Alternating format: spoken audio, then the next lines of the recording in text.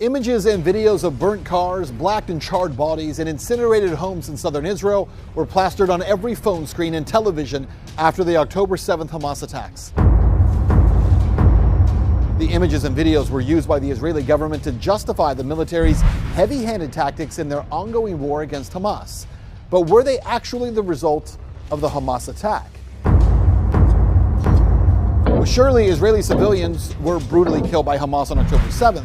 But there's mounting evidence that we think any responsible journalist needs to examine. Let's take a look at something called the Hannibal Directive. I'm investigative journalist Ben Swan, and this is Reckoning Israel and Gaza.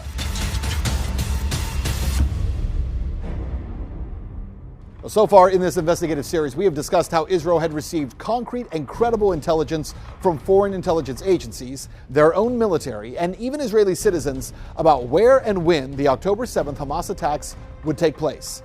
The military rammed through the approval of the Nova Music Festival at the last minute, despite pushback from people within the army, and even threatened legal action against soldiers who tried warning and preparing for the Hamas attack. And when the attack began, what did the military do? Well, nothing. Evidence we've uncovered points to there being some type of military stand down at the beginning of the attack. But we need to take a look at another crucial aspect of that day. When the IDF began to finally use their firepower and military to engage Hamas in southern Israel, did they exclusively target enemy militants? Well, evidence actually points to no. To understand what the Israeli military did to their own civilians on October 7th, you have to understand the political aspirations of Hamas and what the goal of taking hostages is: political leverage. There are over 10,000 Palestinians in Israeli jails, 3,000 of whom have not been to trial or charged with a crime.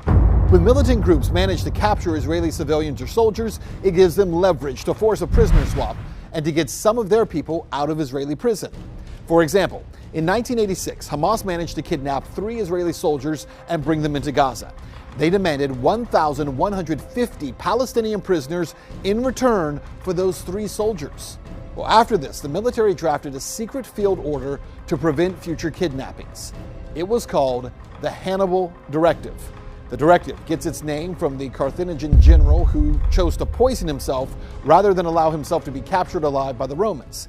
Back in 2003, again, strangely enough, October 7th, 2003, 3 Israeli soldiers were taken hostage and brought into Lebanon. Following the activation of the Hannibal Directive, IDF attack helicopters fired indiscriminately on 26 vehicles, thus ensuring the death of their own soldiers and therefore robbing Lebanese militants of the ability to demand Israel make concessions. The last known application of the Hannibal Directive was 2014 in Rafah. Hamas fighters managed to capture an Israeli soldier, Lieutenant Haydar Golden. Instead of allowing the lieutenant to be used as leverage by Hamas, though, the military killed him, dropping bombs, missiles, and shells on the area he was being held, killing that soldier and also 100 Palestinian civilians. The scale of the Hannibal Directive on October 7th was entirely different, though, from those of the past. A retired Israeli Air Force general, Nof Erez, described it during a podcast with Haaretz, an Israeli newspaper, saying this, quote, "The Hannibal Directive was apparently applied at a certain stage, because at the moment they understand there is a kidnapping, they immediately say, guys, this is a Hannibal.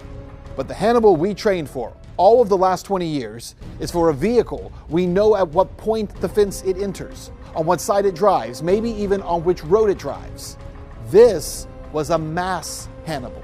Now think about that term, a mass Hannibal. We all know the Hannibal Directive means to kill your own. So what does mass Hannibal mean? Well, if you look at Israeli media, you're going to find some pretty interesting things. Let's read this quote directly from Ynet, a large mainstream Israeli media outlet. Quote, "In the week after Black Shabbat, October 7th, soldiers of elite units at the initiative of the Southern Command checked about 70 vehicles that remained in the area between the Otaf settlements and the Gaza Strip. These are vehicles that did not reach Gaza because on the way there, they were shot by a combat helicopter, an anti-tank missile or tank, and at least in some cases, everyone in the vehicle was killed," end quote. 70 vehicles. And in some cases, everyone in the vehicle was killed. These are Israelis killed by Israel. Again, only reported on in Israeli media. Here in the US, we keep seeing pictures repeatedly of cars burnt to a crisp as evidence of Hamas's barbarism. But was it Hamas's AK-47s and homemade rockets that burnt all these cars to a crisp? or perhaps Hellfire and anti-tank missiles. Tuval Escapia is a member of the security team for the Kibbutz Bereri. He set up a hotline so kibbutz residents could communicate with the Israeli army.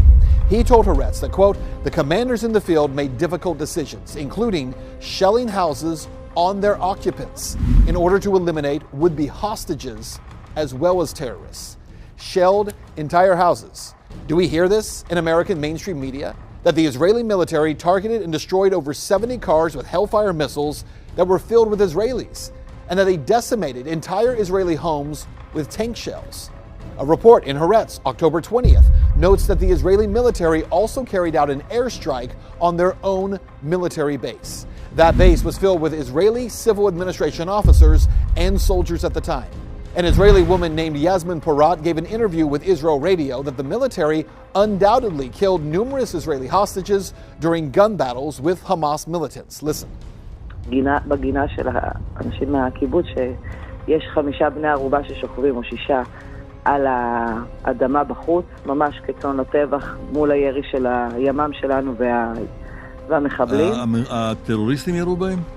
לא, הם נהרגו מהחילופי ירי, תבין שהיה חילופי ירי מאוד מאוד קשים. זאת אומרת, יכול להיות שזה כוחותינו ירו בהם? כשניסו לפסל את החוטפים, את החמאס? הם חיסלו את כולם, כולל הבני ערובה, כי היה שם חילופי ירי מאוד מאוד קשים.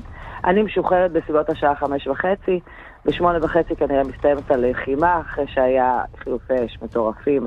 IDF General Barak Hiram, who we covered in our previous episode, prevented hundreds of troops from entering Kibbutz Bereri for hours on October 7th, when he finally allowed the IDF to go in. He ordered tanks to fire on multiple homes. The tank shells killed at least 12 Israeli hostages and 3 children. Recently, the UN published an investigation confirming several of these facts, namely that the IDF had in fact activated the Hannibal Directive on October 7th.